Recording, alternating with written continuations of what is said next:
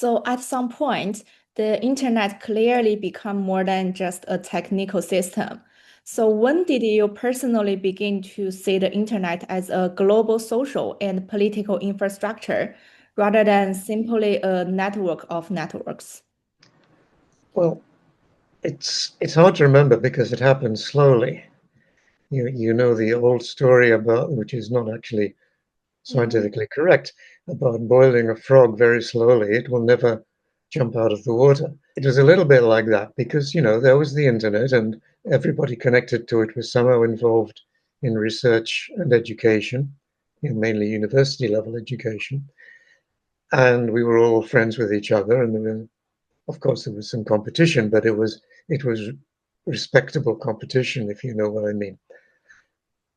And then, and this probably happened after Tim Berners-Lee had invented the web, which, by the way, was invented about 50 meters away from my office at that time, since I was still at CERN.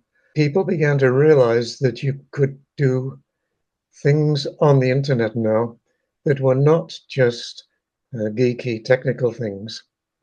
You could advertise products, you could even sell products. That was a very new concept to do that on the internet, of course, in the beginning of the 1990s. But people began to notice this.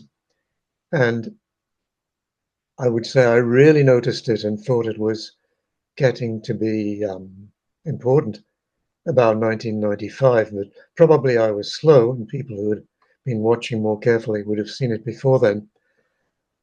But it was after that point that the motivations of some of the people involved began to change. It wasn't just about connecting people and connecting scientists and connecting educators. It began to be about connecting ordinary people, for some users at least, about making money from ordinary people. So that was a change, and that was pretty obvious by 1995.